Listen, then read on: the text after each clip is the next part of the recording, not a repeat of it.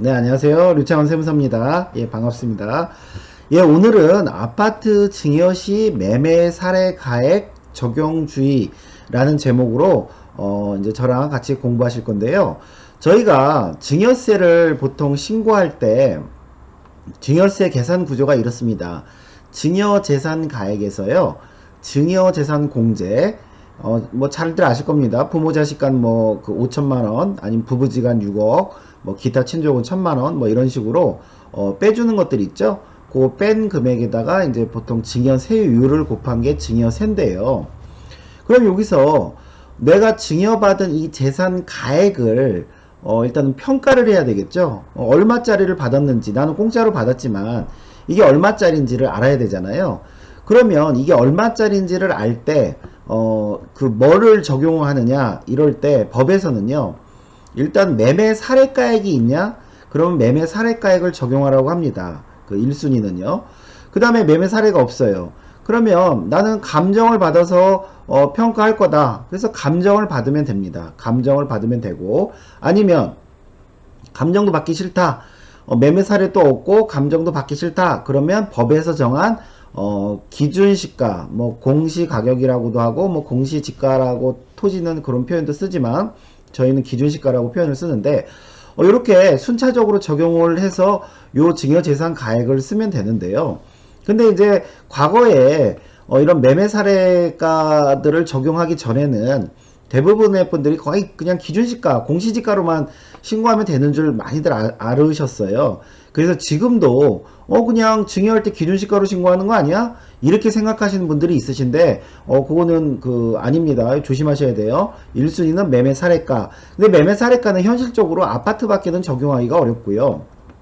그 다음에 매매 사례가 없으면 감정가, 그 다음에 3순위가 기준시가, 요렇게 생각을 하시면 됩니다. 그러면 매매 사례가를 적용하는 거를 어떻게 뭘 보고 적용하냐 라고 할 때요, 저희가 국토교통부에 보시면 실거래가 조회라는 이런 그 시스템이 있습니다. 그래서 국토부 여기 홈페이지에 들어가시면 이렇게 그 국토부 실거래가 공개 시스템이라고 요게 이렇게 있어요.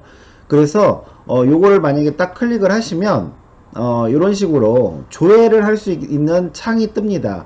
그래서 예를 들어서 내가 19년도 1분기 1월달, 2월달, 3월달치에 대한 그 매매 사례를 쓰고 싶다 라고 하면은 여기다가 예를 들어서 뭐 강동구에 있는, 고덕동에 있는 뭐 힐스테이트 아파트 요거를 이제 딱 해서 검색을 누르시면 이런 식으로 떠요. 그래서 여기 보시면 전용 면적이 뜨고요. 그러니까 내가 84.9제곱미터 거다 라고 하면은 여기서 이제 그 동일한 것들을 이제 갖다 쓰는 건데, 근데 여기 보시면 이제 첫 번째는 계약일이 뜨고요. 그 다음에 거래된 금액이 뜨고요. 그 다음에 여기 층수가 뜹니다. 그래서 예전에는 그 동일 층수 거를 적용하고 이랬는데요. 요즘은 이제 광범위하게 1층과 뭐 꼭대기층만 아니면은 기준층들은 다 적용할 수 있다라고 보이고요. 그래서 저희가 매매 사례가액을 어떤 걸 적용하냐라고 할 때 이제 19년도에 법이 바뀌어서요, 증여하기 전 6개월에 있는 매매 사례가액을 쓰든가, 아니면 증여하고 나서 후 3개월에 있는 매매가액을 쓰든가, 요 중에서 이제 매매가액을 써야 되는데요. 이렇게 이제 분기별로 여기 조회가 가능합니다. 그래서 예를 들어서 이분 같은 경우는 3개월만 지금 조회했는데 뭐 84.9라고 했을 때 이렇게 뭐 9억 8천도 뜨고 뭐 이렇게 10억 넘는 것도 뜨고 이런 식으로 뜨죠. 그래서 여기서 일단은 증여일로부터 가까운 거를 쓰라고 법에는 나옵니다. 그래서 요걸 이제 참고해서 쓰시는 건데, 그러면 이제 올해 2019년도에 좀 법이 바뀌었어요. 그래서 어떻게 바뀌었는지 먼저 설명을 드리고 사례를 들어서 또 설명을 드리겠습니다. 일단은 증여 같은 경우는 예전에는요, 작년까지는 증여일 전후 3개월에 있는 매매 사례가액을 쓰라고 했는데요, 요게 전 6개월로 늘어났습니다. 증여일 전 6개월 후 3개월에 있는 매매 사례가액을 써라, 요렇게 2019년 2월 12일 이후 증여하는 것부터는 이렇게 바뀌었고요. 그 다음에 원칙은 증여일, 평가 기준일이 이제 증여일이죠. 뭐 상속이면은 상속 개시일이고. 그래서 증여일 전후에서 가장 가까운 거를 쓰라고 합니다. 가장 가까운 거를 쓰라고 합니다. 증여일로부터 가장 가까운 매매된 사례가액을 써라. 근데 가장 가까운 날에 예를 들어서 이렇게 그 계약일이 11일부터 20일 사이에 요게 만약에 두 건이 있다. 가까운 날에 해당되는 가액이 둘 이상이 있다. 거래가 많이 돼서. 그럴 땐 예전에는 뭐 딱히 정해진 규정이 없어서 그냥 납세자한테 유리한 걸로 갖다 썼는데 이번에는 좀 평균액으로 써라. 이제 이렇게 법이 바뀌었고요. 근데 이거보다 이제 제일 중요한 내용이 3번입니다. 이게 굉장히 중요한 내용인데 왜 중요하냐면요. 매매 사례가 없어요. 예를 들어서. 그래서 매매 사례가 없으니까 난 감정도 안 받겠다. 그래서 기준시가로 신고를 했어요. 그랬을 때 저희 법에는요. 요런 규정이 있습니다. 그러니까 평가 기간 바뀌죠. 평가 기간 그 6월부터 3월 그 외에 소급해서 2년 내에 사례가 있으면 요것도 사실은 쓸 수가 있습니다. 저희 그 현행 법상으로는요. 근데 이제 뭐 맘대로 쓸 수 있는 건 아니고 어떤 평가위원회의 심의를 거쳐서 쓸 수가 있는데 여하튼 그 증여일로부터 소급해서 2년 전 것도 쓸 수는 있어요. 일단은요. 이거는 원래 있던 규정이고 뭐가 바뀌었냐면 이게 바뀌었어요. 원래 우리가 상속세는 법정 신고기한이 그 상속 개시일로부터 그달 제외하고 6개월, 증여도 증여한 그달 제외하고 3개월이 신고기한이었고요. 그래서 보통 그 기준일로부터 이거는 이제 증여일이죠. 증여일로부터 뭐 전 6개월, 후 3개월 내에 있는 가액을 쓰게 돼 있는데 요걸 더 연장을 했습니다. 이번에 2019년도에요.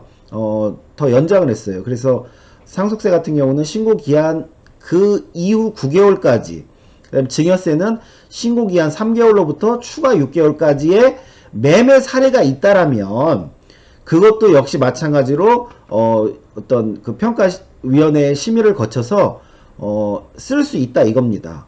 즉 그 저희가 요 기간 내에 기준시가밖에 없어서 매매 사례가 없어서 기준시가를 썼는데 그래서 기준시가로 신고했는데 신고한 그 신고기한이 지나서 6개월 사이에 매매 사례가 생겼다고 하면 요걸로 적용할 수 있는 어떤 법적 근거를 마련한 거예요. 그러니까 납세자들한테는 약간 좀 불리하겠죠. 불리하게 바뀌었습니다. 근데 이렇게 보면 좀 어려우니까 사례를 들어서 한번 제가 다시 설명해 드리겠습니다. 예를 들어서 내가 이제 19년 4월 15일 날 증여를 했어요. 증여를 했으면 이 그 증여한 전 6개월, 후 3개월에 매매 사례가 있으면 그거를 이제 그 증여세 신고한 가액으로 쓰면 되는데요. 저희가 꼭 요 그 신고 마감일 때 신고하는 건 아니잖아요. 그래서 예를 들어서 증여하기 전 2개월에 매매 사례가 4억이 있어요. 예를 들어서. 그리고 증여하고 나서 예를 들어서 1개월 뒤에 내가 증여한 달 1개월 후에 또 매매 사례가 있어요. 5억짜리가 있고 전에는 4억짜리가 있어요. 근데 내가 증여를 하고 이 매매 사례가 발생하기 전에 빨리 증여세를 신고하면 어떻게 해야 돼요? 현재 요 시점에서 증여를 하게 되면 매매 사례 이거밖에 없죠. 4억짜리밖에 없는 거죠. 그러면 4억으로 증여세 신고를 하면 됩니다. 하고 나서 새롭게 발생하는 매매 사례는 이걸로 과세하진 않아요. 저희가 신고한 매매 사례로 증여세 신고를 하면 끝납니다. 그런데 내가 증여를 하고 좀 게으름을 피다가 증여세 신고를 거의 막 좀 기한에 임박해서 신고를 해요. 근데 그 사이에 매매 사례가 5억이 떡하니 발생한 거예요. 그럼 어떻게 되는 거예요? 증여일로부터 가장 가까운 거, 여기는 1개월이고 여긴 증여일로부터 2개월이죠. 그러면 증여일로부터 제일 가까운 건 뭐예요? 요 1개월짜리, 즉 5억 원짜리로 증여세 신고를 해야 된다 이겁니다. 그래서 저희가 이제 실무에서는요, 증여세 신고를 가급적 좀 빨리 하는 경향이 있어요. 무슨 얘기냐면 나한테 유리한 매매 사례가액이 있다라면, 뭐 왜냐면 아파트 가격이 계속 이렇게 오르다 보니까 매매 사례가 늘어나면 늘어났지 줄어들지는 잘 않는단 말이죠. 그래서 나한테 유리한 매매 사례가 있으면 증여하고 나서 빨리 신고를 하시는 게 좀 굉장히 중요합니다. 빨리 신고를 하셔야 돼요. 그러면은 요 유리한 매매 사례로 신고를 하고 끝낼 수 있는데, 내가 늦장을 피다가 만약에 더 큰 매매 사례가 발생하면 이때는 이 큰 가액으로 증여세 신고를 할 수도 있다라는 거 좀 조심하셔야 됩니다. 그래서 증여하고 나서는요, 가급적 빨리 신고하는 것도 요령인데, 또 요즘처럼 아파트 가격이 계속 떨어질 때는 또 어떤 게 좋을까요? 계속 떨어질 때는 또 역으로 조금 신고 기한까지 기다렸다가 하는 것도 또 방법이 될 수도 있겠죠. 왜냐하면 요즘은 계속 아파트 가격이 좀 떨어지다 보니까 낮은 가격에 매매 사례가 발생할 수도 있습니다. 근데 이제 역시 또 그 거래가 안 돼가지고 그 매매 사례가 없을 수도 있지만, 그래서 하여튼 나한테 유리한 매매 사례가 있다 그러면 최대한 빨리 증여세 신고해라. 요게 이제 좀 중요한 내용이고요. 근데 만약에 전 6개월 후 3개월 내에 매매 사례가 없어요. 예, 하도 요즘 부동산 경기가 안 좋아서 매매된 사례가 없는 거예요. 이럴 때는 어떡하냐. 그래서 나는 매매 사례 없어서 그냥 기준시가 3억으로 신고할 거다 해서 신고를 했어요. 그랬더니 아까 제가 뭐라고 했죠? 과세관청에서 평가심의위원회의 심의를 거쳐서요, 2년 이내, 증여일로부터 2년 이내에 어떤 매매 사례가 있으면 이거를 쓸 수 있는 법적 근거는 있습니다. 즉 2년 이내면 반드시 매매 사례 있겠죠. 그죠? 그래서 요거를 갖다 쓸 수 있는 매매 사례 이걸 적용할 수 있는 법적 근거는 있지만, 근데 이거는 어떻게 보면 소급과세나 마찬가지잖아요. 그죠? 납세자들한테 굉장히 불리하게 적용될 수가 있잖아요. 그래서 실무적으로는 그렇게 이렇게 2년 이내 걸 갖다 쓰는 사례는 그렇게 흔한 사례는 아닙니다. 저도 뭐 아직까지 뭐 이렇게 해서 과세됐다는 거는 저도 아직 들어보지는 못했어요. 그래서 이렇게 할 수 있는 근거는 있지만 현실적으로 이렇게 2년 내 거를 갖다 쓰지는 않는다. 증여 그 가액으로 쓰지는 않는다. 과세관청에서 이거 이제 참고하시고요. 그렇지만 이번에 바뀐 규정 있죠. 이번에 바뀐 규정. 즉 무슨 얘기냐면 증여일로부터 전 6개월 후 3개월에 매매 사례가액이 없어요. 그러면 저희가요, 증여세 신고 기한은 보통 증여한 그달 제외하고 3개월까지입니다. 즉 우리가 매매 사례를 적용하는 거는 딱 증여일로부터 전 6개월 후 3개월 요렇게 딱 증여일로부터 6개월 3개월로 따지지만, 저희가 증여세 신고 기한은 증여한 그달 제외하고 3개월이 있거든요. 그래서 만약에 19년 4월 15일 날 증여했다라고 하면 19년 4월 달 제외하고 5, 6, 7, 7월 30일이 증여세 신고 기한이 되는데요. 이번에 19년도에 바뀐 규정은 뭐라고 했어요? 이 증여세 신고 기한부터 6개월 사이에 매매 사례가 있다라면 어떻게 한다고 그랬죠? 역시나 마찬가지로 어떤 심의를 거쳐서 요거를 갖다 쓸 수 있다 이거죠. 그래서 이거는요, 아까 2년은 좀 너무했지만 이거는 충분히 쓸 수 있다고 보입니다. 저희 세무사 판단으로는요.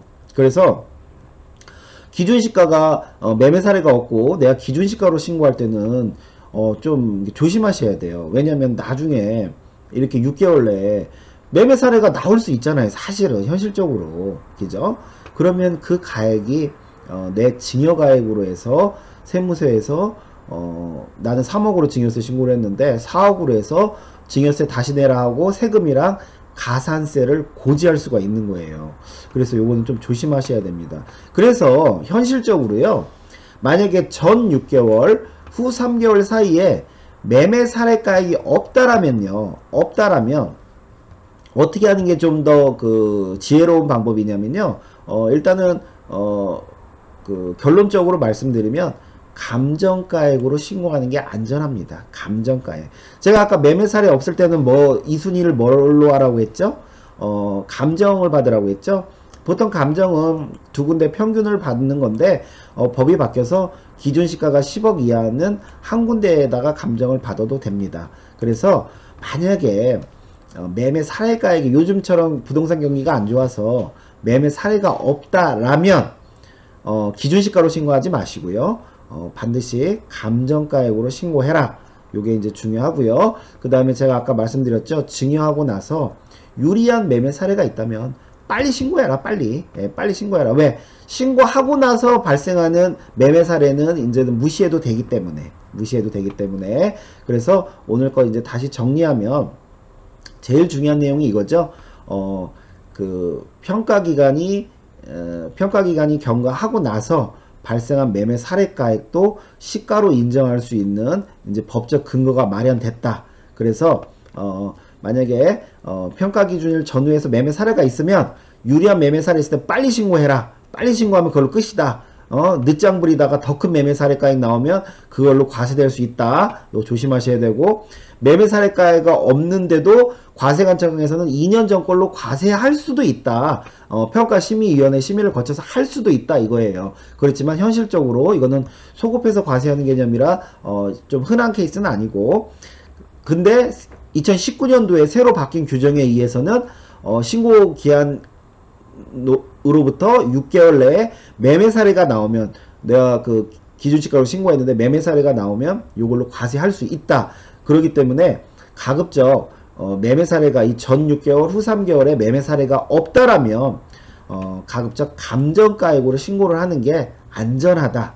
예, 요 내용입니다.